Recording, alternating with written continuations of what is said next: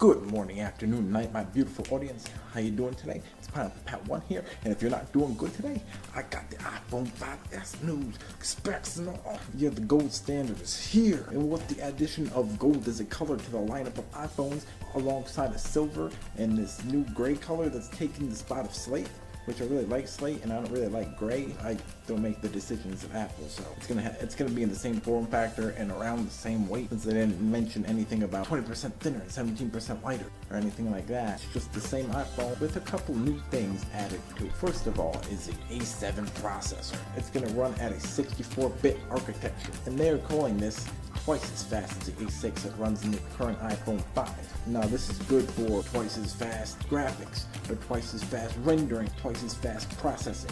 Infinity Blade, tons of scales on their back. Papa's work for the first time in an iPhone, what they're calling M7. It's a motion coprocessor. It captures your motions better through your gyroscope, your accelerometer, and your compass for your better run keeping. You do jumping jacks with the iPhone and it counts how many jumping jacks you did. No, they did fit this guy with a new bigger battery to handle the faster clock speed, and Apple says you're going to be able to at least match the time that you're getting on your iPhone 5 or possibly even get better battery life. Now all the other companies think, well, maybe if we shove 20 megapixels into this camera, it'll make it a better camera. Well, Apple doesn't necessarily think that way. They're still sticking with the 8 megapixels, but they're going the HTC One route by making the megapixels bigger.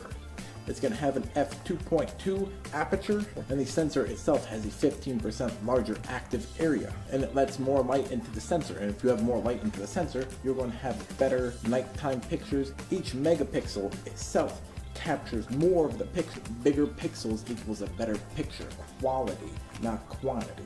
Now they say each pixel is 1.5 microns versus the 1 to 1.1 in all the other smartphones. And it's also made better with the revamped camera app, which gives you all these different filters and panorama modes, which we already had for many a year in multiple apps, but they're finally bringing it all together into one app. They also have 2 new camera modes, which I think are amazing. Say a naked lady's running down the street, and you pull out your iPhone 5S, you do this thing called burst mode. And what it does is it takes as many pictures as possible for as long as you're holding down the shutter button. It's like a DSLR that goes, but in an iPhone, multiple pictures without having to have a speed flash on top or having a class 10 SD card, so you can get every bounce and every ripple and every edge. It's also going to have slow-mo. So say, same scenario, that you wanted to get that girl in slow motion instead, and instead you wanted to see them flap up and down, but at 120 frames per second. Now a normal video runs at 30 frames per second, so now just imagine,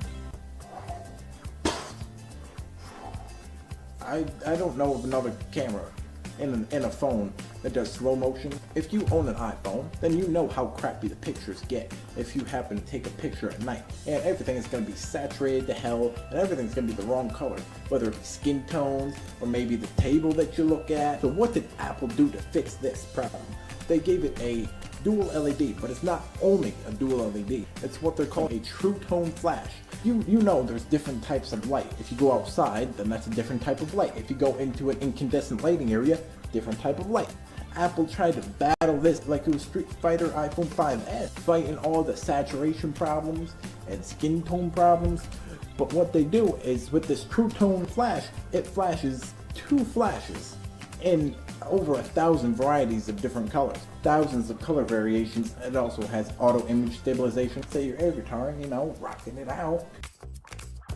You only have one finger, and that's the best password for you, right? Because only you have your finger. Unless someone rips off your finger, we're calling this Touch ID. Touch it, and there's your ID. It's a fingerprint scanner with a really high resolution. It's got 500 ppi on this finger scanner, and it's put in between the steel ring. A piece of sapphire crystal is laid over it. Now the steel ring acts as when it should start scanning your finger.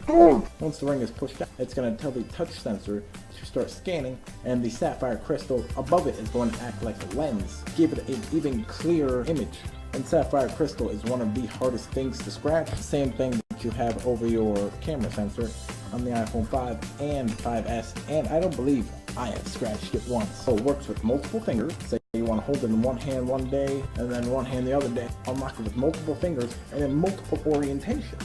say you want to unlock it upside down, pinky, you can use it as your password because it is a lot faster. And you can also use it to make iTunes purchases. Apple would also like to tell you that it is very eco-friendly and you will be able to buy it in all the stores that you like to buy in all the stores on the 20th. It's going to be $199 for the 16 gigabyte, $299 for the 32 gigabyte, and $399 for the 64 gigabyte on a 2-year contract. Apple knows we love 2-year contracts. Yeah, so what do you think about this new iPhone 5S? Do you think their new camera features and the fingerprint scanner are nice features? What features were you looking to get out of this thing? Leave me a thumbs up if I did alright and subscribe for the latest in tech. Thank you for watching and I'll see you later.